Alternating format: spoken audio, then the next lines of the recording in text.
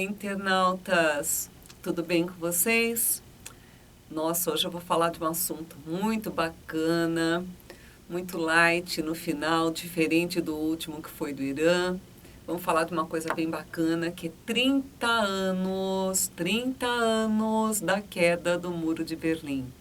Bacana, né? Pois é, 30 anos da queda, assim, de um ícone da Guerra Fria, e um dos maiores símbolos arquitetônicos e ideológicos de controle de uma nação. Pois bem, a Alemanha já está se organizando, vai ser uma festa daquelas. Quem sabe eu vou estar lá, porque eu adoro a Alemanha, né? E já está preparando shows, está preparando exposições, líderes do mundo inteiro vão para lá, enfim, festão, tá? Bom, se o muro caiu, vamos contar primeiro por que ele foi construído, né? Vamos dar uma geopolítica em todo esse assunto, ok? Vamos lá? E como sempre, eu volto na história. E olha onde eu vou voltar. 1945. Por quê? Segunda Guerra Mundial. Alemanha arrasada. Alemanha arrasada, sem poder, sem nada instituído. E as potências, então, falaram, a gente precisa dar um jeito na Alemanha. Vamos fazer um acordo aí, uma conferenciazinha, Potsdam. Vamos desorganizar para ver o que a gente faz com a Alemanha. Aí eles decidiram que era importante para recuperar a Alemanha, para estabilizar a Alemanha, dividir a Alemanha em áreas de influência.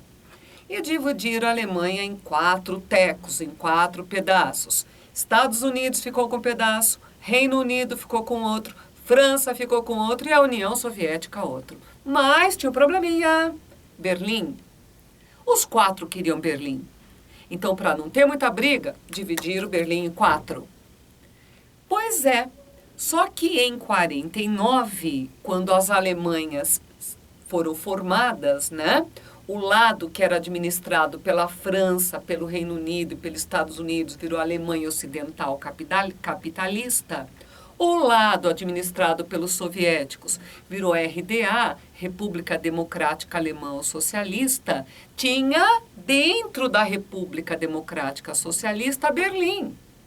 E Berlim foi dividida também. Então ficou Berlim Oriental Socialista e Berlim Ocidental capitalista. Gente, você está entendendo? Você tinha uma cidade capitalista dentro do mundo socialista. Olha que fantástico! Isso era uma vitrine, uma vitrine. O capitalismo tinha que mostrar que ele dá certo. Berlim foi muito desenvolvida, injetou muito capital, muita tecnologia. Ela ficou muito bem na fita. E o lado oriental, nem tanto, né? Aí o que acontece? O jovem do lado oriental, ele tinha muita coisa. Ele tinha saúde, ele tinha educação, ele tinha segurança. Aí ele se formava.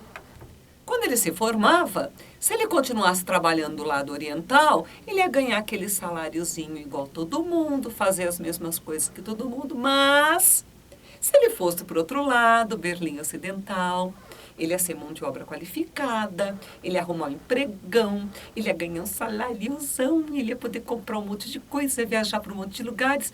E por que não? Eles começaram a migrar. Uma massa começa a migrar. Mão de obra qualificada, falando alemão. O governo da Alemanha Oriental fica doido. Fica doido. Ele bancava a criação, bancava a escola, bancava a educação, a saúde. E na hora do cara trabalhar, o que o cara fazia? Ia para o outro lado, e o outro lado dando risada. Estamos recebendo uma mão de obra qualificada, custo de criação pago e falando alemão. Quer dizer, o outro lado estimulava.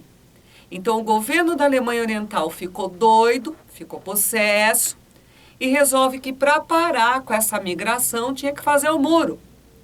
E teve apoio soviético para isso. E fizeram o muro da vergonha, um muro que tinha quase 180 quilômetros de extensão, 3,5 metros de altura, tinha trecho com cerca de arame farpado eletrocutada, tinha trecho de campos minados, guaritas, cães farejadores, uma coisa maluca, né? E, evidentemente, muita gente tentou passar por esse muro. Alguns conseguiram, ou via aérea, ou subterrânea, ou com documentação falsificada. Alguns conseguiram, outros não e foram presos, e outros, inclusive, acabaram morrendo. E tem uma coisa até muito interessante, que quem acabava financiando grande parte dessas fugas era a mídia.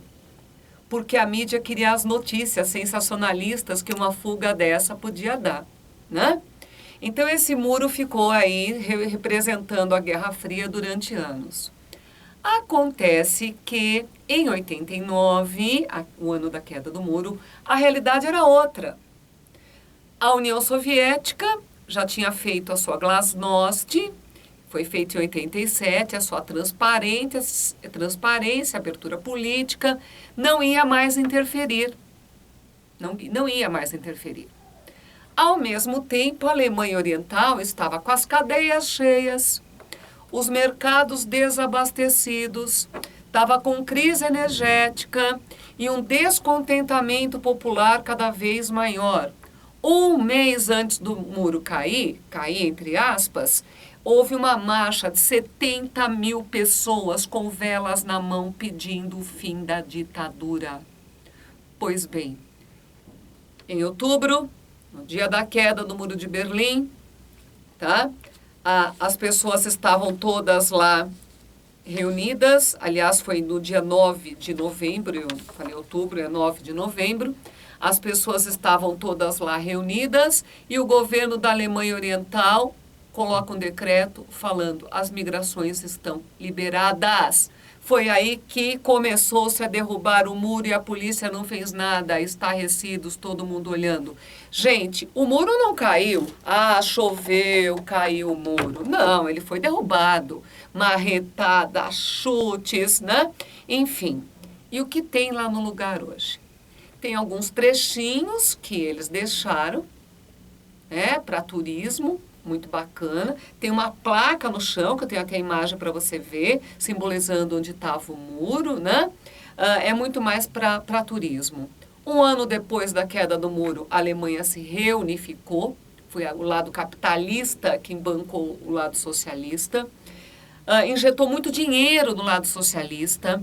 No começo, você ia para a Alemanha, você conseguia ver exatamente qual era a parte capitalista e qual era a parte socialista de Berlim pela diferença de desenvolvimento. Faz 2 anos que eu fui de novo para Berlim e fantástico, você já não vê mais diferença nenhuma. A Alemanha é realmente uma potência, país extremamente rico, desenvolvido e você não vê mais diferença de um lado para o outro. Que fique a lembrança de um muro que nunca deveria ter existido e que, felizmente, há 30 anos caiu. Ok? Beijos e até a próxima.